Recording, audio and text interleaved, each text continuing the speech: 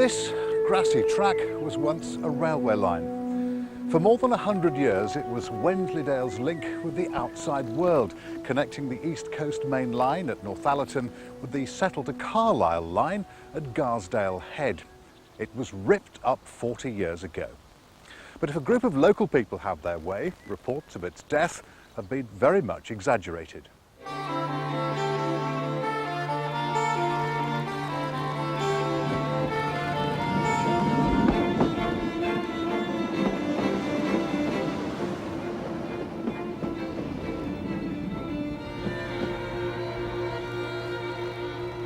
Wensleydale is one of North Yorkshire's top tourist honeypots. In summer, its roads are choked with sightseers' cars. In 1990, some concerned local people formed the Wensleydale Railway Association with the seemingly impossible task of restoring the long-lost line.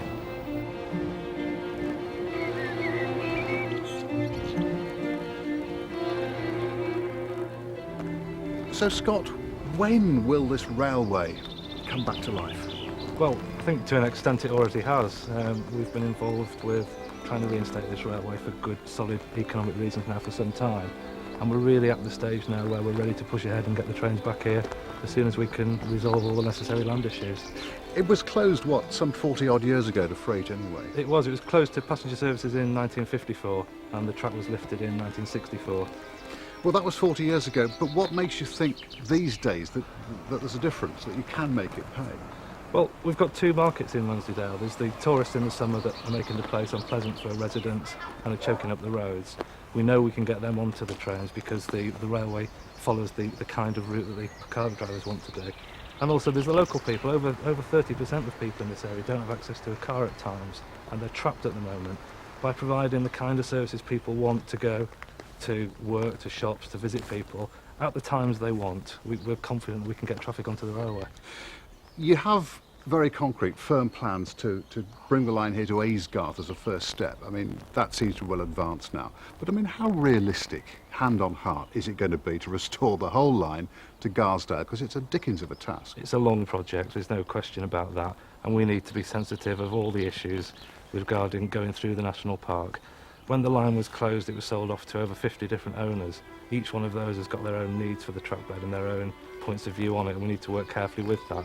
That's going to be really the thing that dictates the timescale on it, and it has done up until now.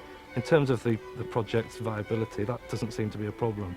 The trackbed's in very good condition, the majority of the structures are still there, and mercifully none of it's been built on, and we know that there's a demand for the services.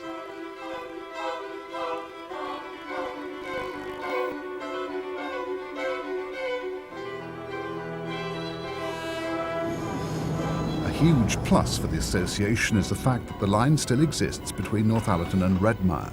It was used by British Steel to carry limestone out for their furnaces. And over the years, special trains for enthusiasts have put in rare appearances.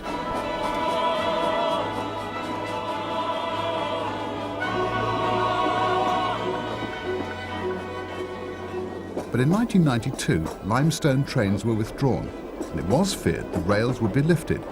Quite unexpectedly, the army saved the day. So why did the army decide to take on this railway line? Well, it went back to the early 90s when it was decided that Catterick was going to be expanded quite considerably. And whenever there's an expansion taking place somewhere, an environmental impact assessment is done. And the one done at that time was really very extensive indeed. One of the issues that came out of it was to try and alleviate the movement of military traffic in the local area, to try and make sure that we weren't going to overload the public roads, not least with the sort of the villages nearby. And the village which had been affected most was Catterick village down on the A1. And I'm not quite sure exactly how they came to the conclusion, but they were saying, well, we ought to try and do something by train. And coincidentally, here was a project which would suit both us and the local community, and indeed almost national interests. So really it was a bit of a gift for you? Well, it was, except it cost the Ministry of Defence £750,000 to do up the rails. That was our sole investment, and this concrete apron here. So, I mean, would you say that you've helped the Wensleydale Railway Association? Is it a major leg up for them in their plans to reopen the line all the way to Garsdale? Oh, I think it has been, because that initial investment really brought the thing back into use and made it safe and usable. We, of course, don't actually use it that much, but it is there for us to use if we need to.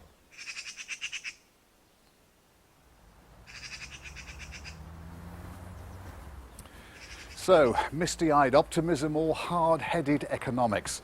But whatever you think of the plans at Wensleydale, by no means are they alone. Here at Alnwick, a group of local people are thinking along the same lines. Pardon the pun. They want to reopen the 3 miles of their old branch line from the old town station here down to the existing East Coast Main Line station at Alnmouth for both tourists and commuters.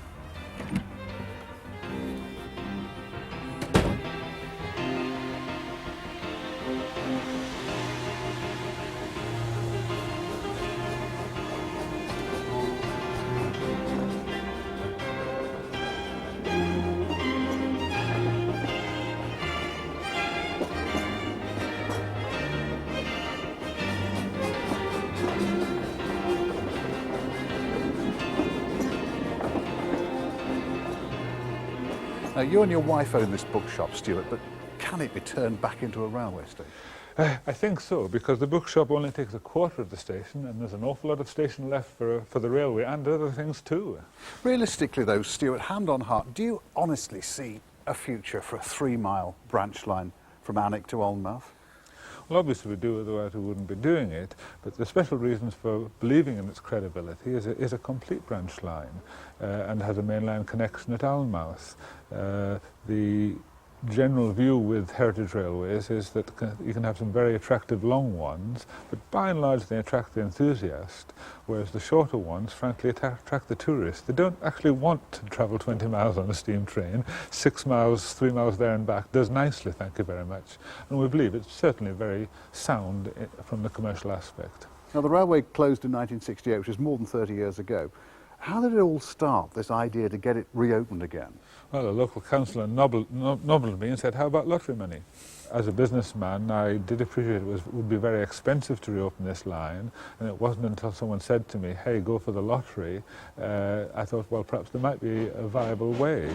Now, with any funding like that, you must raise a lot of the money yourself, but we conceived the idea, if the lottery could fund half the railway, we could find the other half, and we spent the next 3 years trying to find that other half, and the other funding, possibly including lottery, is still in formation and looking very promising. What about, I mean, you've got a formidable task in front of you, it's only 3 miles, but has not the line been built over in parts? By and large, there's only one area where there's been any building over it, and that's a small industrial estate, which it can thread its way through, and actually with the movement of one factory unit alone, it is possible to reach it. Luckily, there's been no big housing estate over it, but formidably, there are 2 bridges to be rebuilt, and that is really the main focus of the fundraising exercise. Without the bridges, we have no railway. Are you broadly getting a lot of support from people of Alnwick? Well, the scheme started off obviously with enthusiasts giving it support, and we had the Duke as president and Alan Beath as vice president. So we got a good figurehead start and a good launch in that way. And the people of Alnwick largely probably didn't care one way or the other, mostly.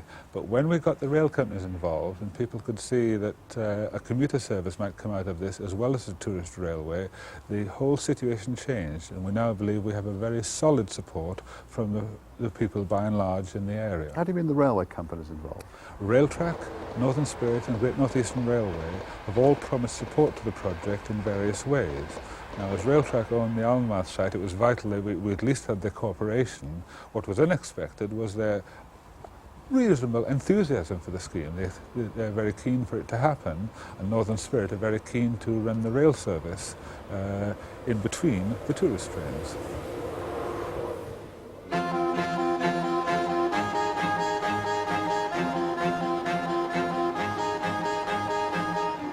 The task here in Weardale is somewhat simpler. The railway is largely intact thanks to the cement works at Stanhope, which has only recently stopped using it. Next year it'll be Weardale's citizens, not cement, riding on these metals.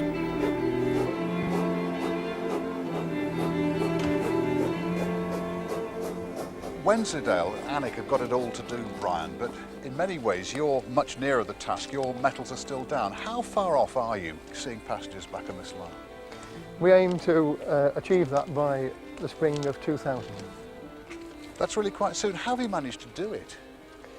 Well, by a bit of good luck really, in that we've got the money from Europe and from the local authorities for the start-up costs. All we're waiting for now is our licence from the Secretary of State to become infrastructure operators and the purchase of the line, and then we can get started. You're really quite close. But why, Brian? Why decide to reopen a long, redundant railway line? Because we believe this is an asset to Weardale. We're fortunate that it hadn't been uplifted. We think it's of value to the community of Weardale, and we believe that our service will be a valuable one. I suppose most people would look at it and say, well, you're going to do another North York Moors Railway. It's going to be a tourist attraction. No, it's not a tourist attraction, and it is not for people that want to play trains. It is a proper working railway, which is a public service. It's a 12 months a year railway, and it will operate from early morning until late evening. It will, of course, provide an attraction for tourists during the season because we propose to run occasional steam specials. Those are just 3 of the schemes to reopen rural branch lines. But what of the long-term future? As the new millennium unfolds, are we about to witness a major change in the way we all live, every bit as far-reaching as that which revolutionised Victorian society and the rest of the world? And once again, will the railways be called upon to play a key role?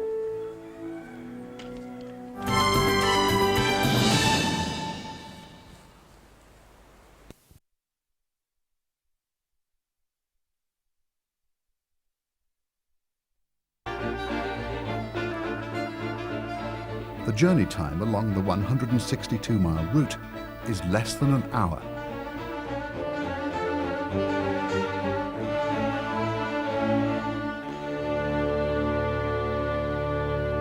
Do you think we're going to see 300, 400, 500-mile-an-hour trains? I suspect we are, yes. This is something that railways potentially can do very well. Very fast interurban transit, moving people from city to city at very high speed. This is the way lots of new developments in railway technology are going, and I'm sure it's something we're going to see.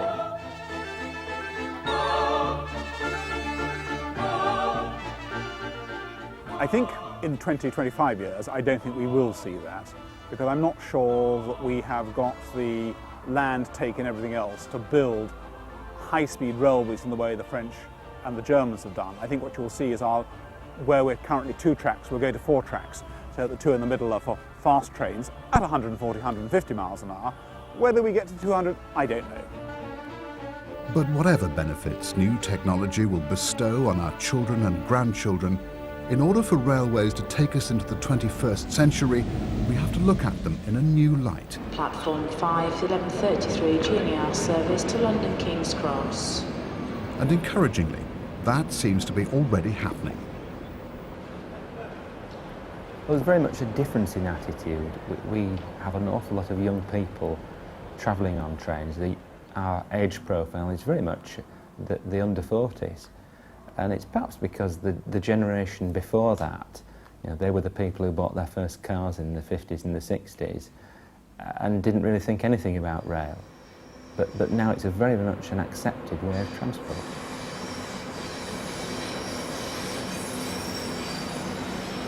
Well, today I was very impressed because it was on time and it was very fast and it was quite good value, I thought. So generally, when it's on time, it's great. Would you prefer to travel by train or car?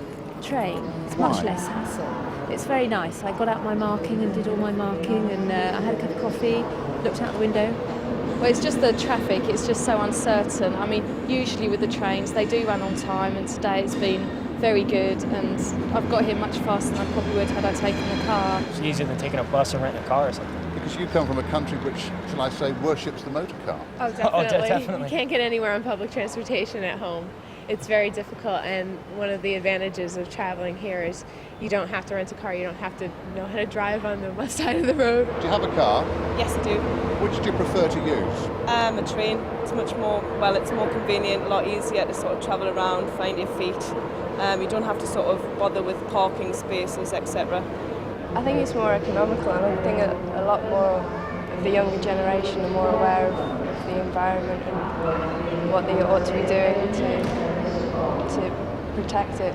You can sit and relax, can't you? Yeah, You and have a often- chat and a cuppa in the magazine. A cuppa? No, I love travelling by train. Why? The comfort, just sitting back, not having to watch the rest of the traffic. You know. Because I guess when you started driving a car, Oh, the now roads then. were a lot different, weren't they? I mean, they were quieter, A weren't long they? time ago, yes, yes. I think we've seen this enormous growth in passenger numbers. When the railways got franchised, privatised, it was all done on the basis the railways weren't going anywhere. Railtrack, when it got privatised, was done on the basis there was going to be no passenger growth. Nobody expected this growth in freight. Nobody expected this growth in passenger numbers. Yet we've had this phenomenal growth, so it is going terribly well. Why? I don't think any of us actually know is probably the answer. The economy's done well. There's no doubt that fares being held back below inflation, whereas historically fares went up well ahead of inflation, so every time demand went up, prices went up to choke off demand. I think we've actually got the service right on a lot of services, train companies, generally across the country. People do say it's getting better. I know there are problems about punctuality, but overall the thing is getting better. There are a lot more innovative price offers around in getting people to travel. And of course, road congestion gets worse and worse, so things are moving in rail's favour at the moment. But it's not just people who are returning to the railways. The days of the motorway juggernaut may be numbered. All the signs are that freight is also switching to rail. Rail freight has had a steady decline over the 60s and the 70s and was perhaps only in the core long-distance heavy freight market. It's now perhaps a bit like the passenger market, developing into new fields, into the distribution of materials, goods. Even the supermarket chains are now starting to come back to rail freight. I think we will see the development of fast passenger lines with freight running on different routes. I think we will get away from this idea of mixing heavy, big, successful long freight trains with fast intercity passenger trains. We will see in that time the tilt trains coming in. We will see an enormous investment by Railtrack to create this capacity on the route. You will see the development of parkway stations besides motorways to get the motorist out of his car, pour the motorist gently from their car onto the train. You'll see big investment in stations. I mean, our stations are magnificent buildings. The Victorians built these wonderful stations, but we've let them go down, whereas you've seen now Paddington looks fantastic, Liverpool Street looks fantastic, Newcastle is being rebuilt, York needs escalators. We can really make these stations really live and become much more friendly, welcoming places, the sort of the airport on the railway, because that's what it ought to be. So you're going to see all that going on as well, I think. So do you think we're on the brink of a second golden age for the railways? I think we're already there. We're already over the brink. We're in the beginnings of that golden age for the railways. We now have the Channel Tunnel, we have